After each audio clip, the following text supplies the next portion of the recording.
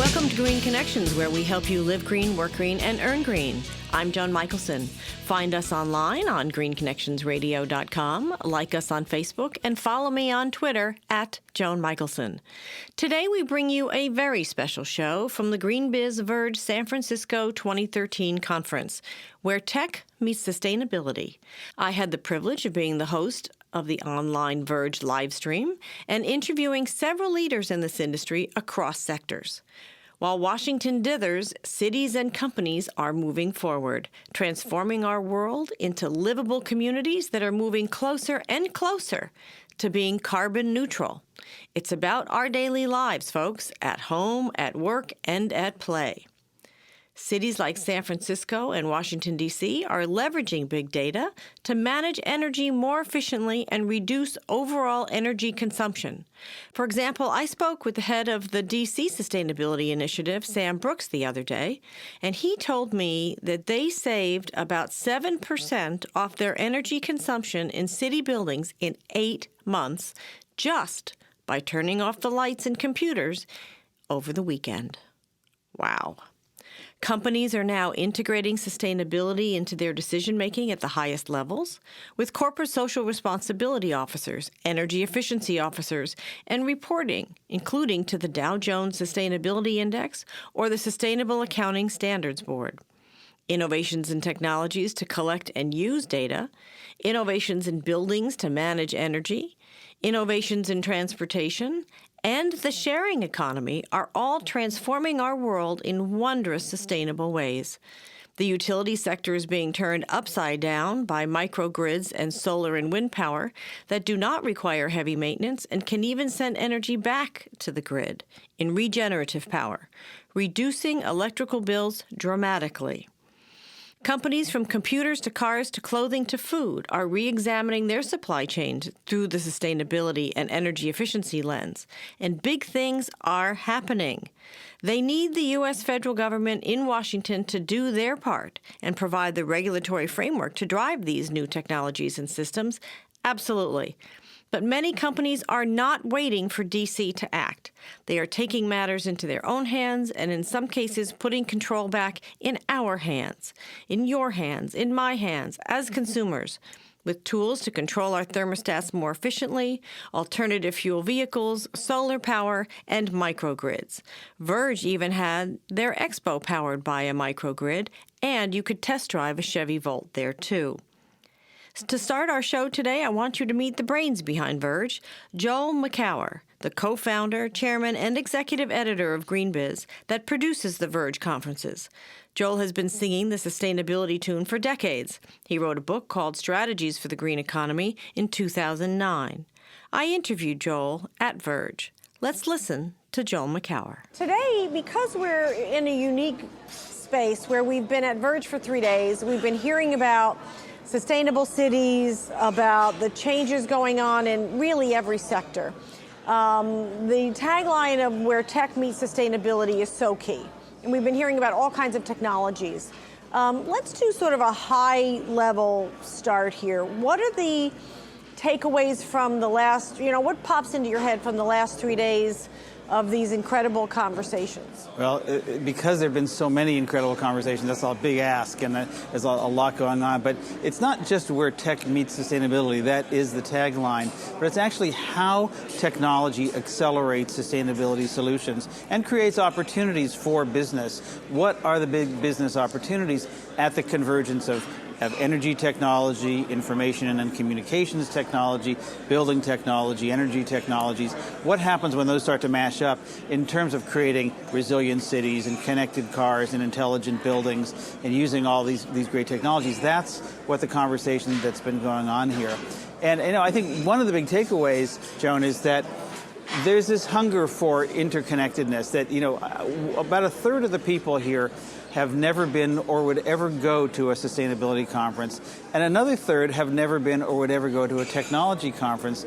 And there's this new meeting ground somewhere in the middle, and that's what we've created with VERGE, this place where companies and cities and big companies and small technology innovators and disruptors can really look at the vision of what's going on. And I think above everything else, there's clearly a hunger for that kind of conversation to be taking place.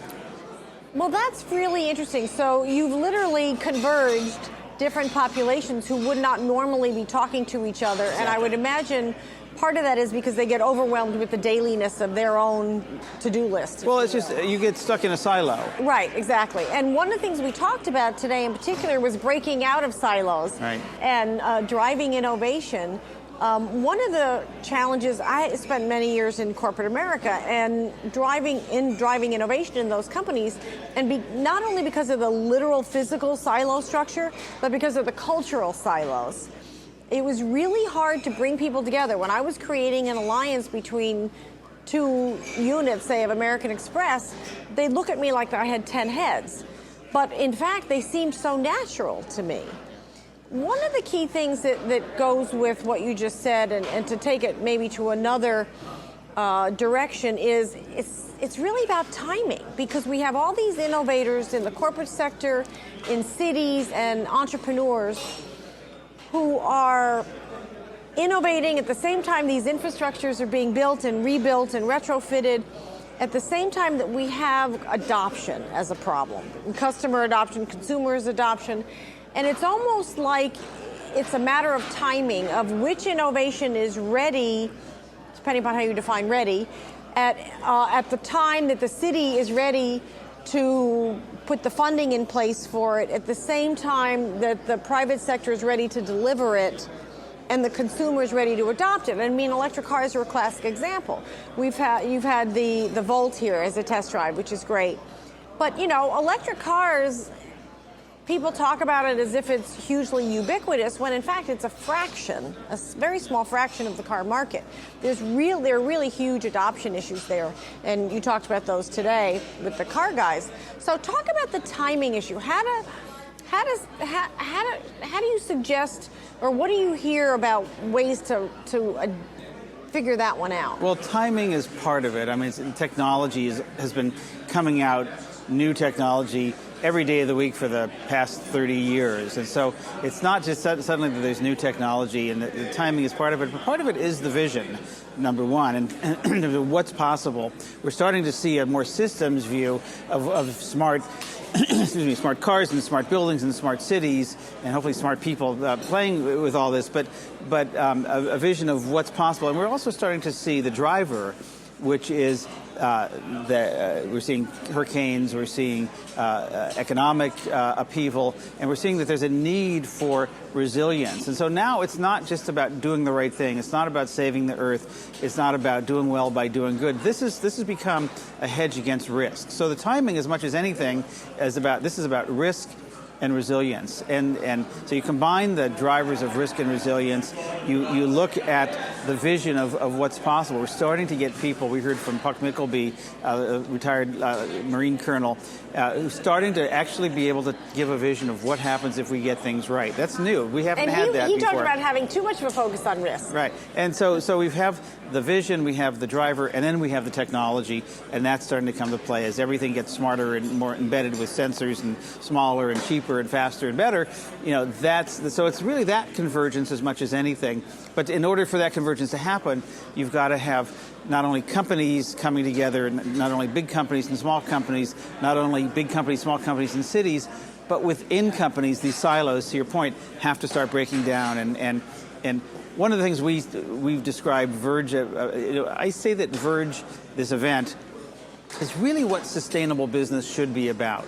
Systems thinking, radical efficiency, innovation, breaking through silos, improving lives and moving the needle.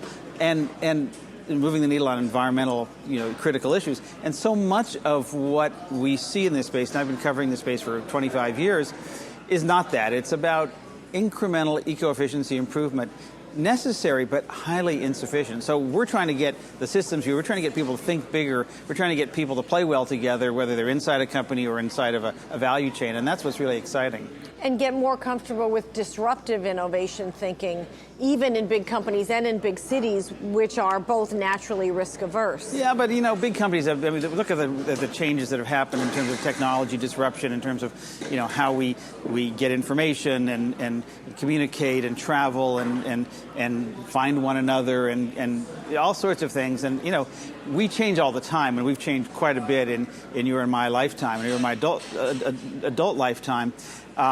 And so it's not that change is hard. It can be, behavioral change can be hard, but we're constantly moving along these new routes. But what's interesting is I think there's starting to be a vision of, and some new drivers about why we're doing this, not just because it's cooler, not just because it's cheaper, faster, better, but because this is what we really need to do as a society, as an economy, to be safe and secure. So the why is going from more of just a profit motive to an environmental motive, and there are business opportunities in there. Well, make no mistake, there's trillions of dollars to be made in this, and absolutely. The profit motive will always drive this forward.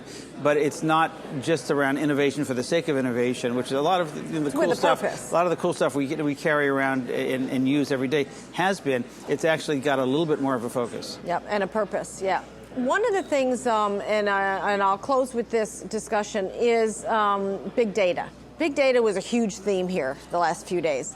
And you run into the issues of privacy and also systems collection, et cetera. But you have cities who have data. I mean, I love the example of, I think it was a city of was it San Francisco, that's working with Yelp to post the health records of the restaurants so that people can choose based on that, which is amazing. I mean, some cities post them in the newspaper, but nobody reads it, right? So I think this is great. And it's a really good example of capturing the data, this collaboration, capturing the data from big cities and using it for the sake of consumers, multi-purposing, but you also have the privacy issues. Now, those are public records, so it's it's a different paradigm. But we also have the consumer who's really concerned about this whole collection of data issues. Can you talk a little bit about what you heard about? Respond to that and what you heard about big data here in the last few days? Well, there's been so much, we talk about technology meets sustainability. It's really the data part of technology that we're talking about, how information gets used to radically make things radically more efficient. But yeah, there's a downside of data. And we talked about it a little bit. It wasn't the real purpose of the conference. It came up, here and there. But yeah, I mean, I interviewed Matt Rogers, the Vice President of Engineering and founder of Nest Labs. They make this thermostat and now a smoke detector that's very smart and cool. These are the guys who invented the iPod and basically recreated that team now in this home appliance company.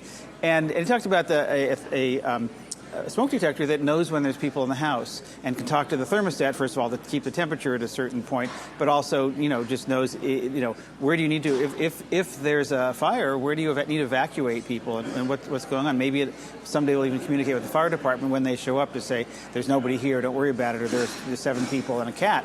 But there's also privacy issues there. Who's home with someone I know and love, or what's going on, or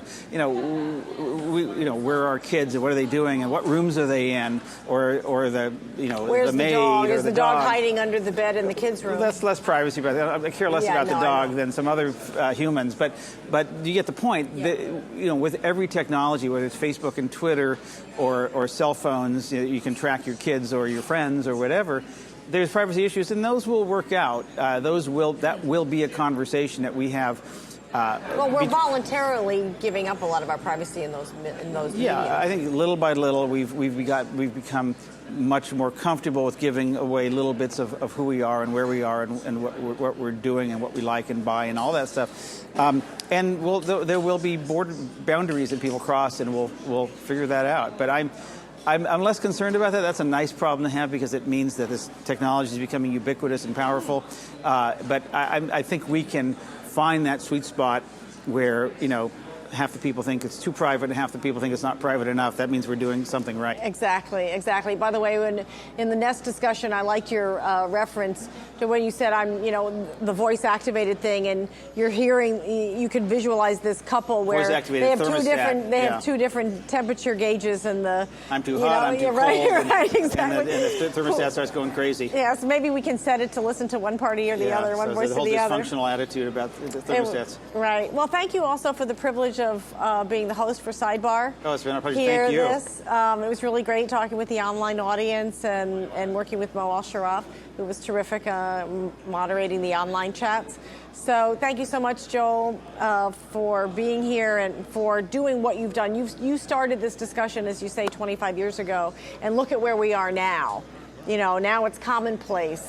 And you were a big contributor to that. So thank you very much. Chairman and Executive Editor of Greenbiz, and we will talk again soon. Yeah, look forward to that. Thank you so much, Joan Michelson for Green Connections. We'll be back in a bit. Joel is amazing. And this conference was really significant. Think about some of the things that he said. Big data is driving a lot of this.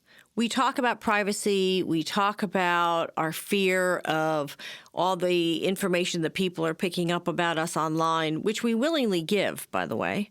But it's also usable data to help us manage the sustainability and energy efficiency of our world more effectively. Which brings me to the second point I heard in Joel's discussion. We are in control. We are pressuring these companies and cities to take these actions. We can do more also.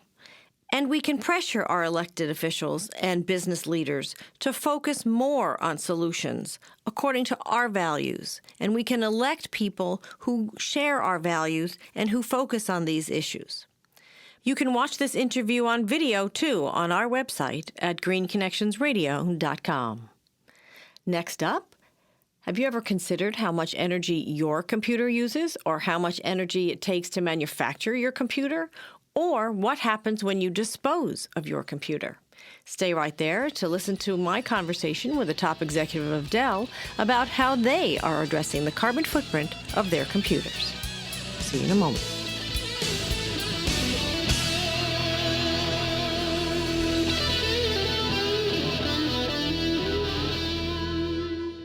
Capital Audio Post, your one-stop shop for your post-production needs. 703-712-8757. Our services include video editing, sound design, sound mixing, ISDN recording, and many other media-related services. Let us finish your project no matter where you are, across the U.S. or across the world. Go to www.capitalaudiopost.com. Call us at 703-712-8757. Let us know how we can help you finish your production.